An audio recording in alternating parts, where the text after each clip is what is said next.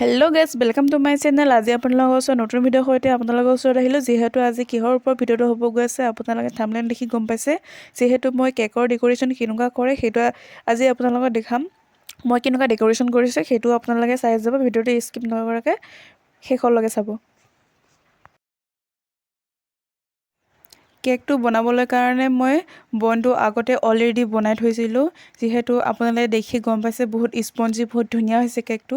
আৰু এতিয়া ক্ৰীমটো মই ফেটি ল'ম, 5 মিনিট 6 মিনিটৰ কাৰণে ফেটি ল'ম।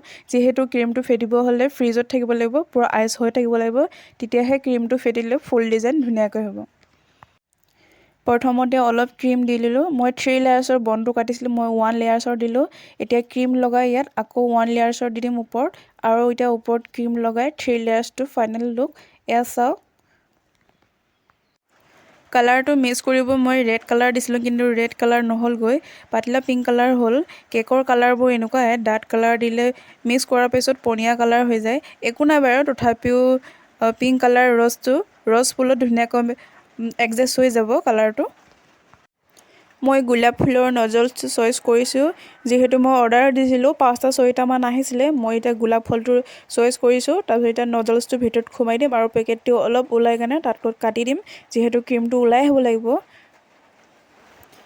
এতিয়া আৰু ক্ৰীমটো ভৰাই ল'ম, অলপ সৰহকৈ ভৰাই ল'ম। যিহেতু মই গোলাপ ফুলৰ ফুল বনাম, সেইকাৰণে অলপ সৰহকৈ লাগিব ক্ৰীমটো। যিহেতু মোৰ নিজৰে জন্মদিন আছিলে, সেইকাৰণে মোৰ বিশেষ দিনটো, স্পেচিয়েল দিনটো, সেইকাৰণে মই নিজে কেক বনালোঁ আৰু ঘৰতে চেলিব্ৰেট কৰিলোঁ। আৰু আপোনালোকে মোৰ ডেক'ৰেশ্যনটো কেনেকুৱা লাগে, যদি ভাল লাগে মোক কমেণ্ট কৰি জনাব, আৰু লগতে মোৰ চেনেলটোকো ছাবস্ক্ৰাইব কৰি দিব। আপোনালোকে মোৰ চেনেলটো ছাবস্ক্ৰাইব নকৰাকৈ নাযাব, প্লিজ ছাবস্ক্ৰাইব এটা কৰি দিব। আৰু যদি মোৰ ভিডিঅ'টো চাই আপোনালোকে ভাল লাগিছে তেতিয়া লাইক এটা কৰিব, আৰু লগতে কমেণ্টো কৰিব কেনেকুৱা লাগিছে। আৰু ডিজাইনটো মই চিম্পুলকৈ দিম বুলি ভাবিছোঁ, সেইকাৰণে ৰাউণ্ডকৈ দি দিছোঁ গোলাপ ফুলৰে। আৰু ফাইনেল লুকটো আপোনালোকে চাই কেনে যাব, ভিডিঅ'টো স্কিপ নকৰিব।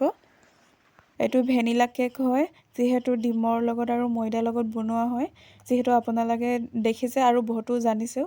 আৰু ডিজাইনটো মই তলতো ইয়াত গোলাপ ফুল 2টামান দি দিম, যিহেতু অলপ চিম্পুল লাগিছে ডিজাইনটো। সেই ষ্টাৰ নজলেৰে ধুনীয়াকৈ ৰাউণ্ডকৈ দি দিম। আৰু আজি কেকৰ ডেক'ৰেশ্যন ভিডিঅ' ইমানতে আছিল। যদি মোৰ ভিডিঅ'টো চাই ভাল লাগিলে লাইক এটা কৰিব, কমেণ্ট কৰিব, আৰু লগতে শ্বেয়াৰ কৰি দিব বন্ধু বান্ধৱীসকলৰ লগত। আৰু যদি আপোনালোকে কমেণ্ট কৰিব বিচাৰিছে কেকৰ ওপৰত কিবা, আপোনালোকে কমেণ্ট কৰিব পাৰিব। আৰু ডেক'ৰেশ্যনটো আপোনালোকে কেনেকুৱা লাগিল সেয়া মোক কমেণ্ট কৰি জনাব। আৰু যদি মোৰ ভিডিঅ'টো শেষলৈকে চাই আছে, বহুত বহুত ধন্যবাদ সকলোকে।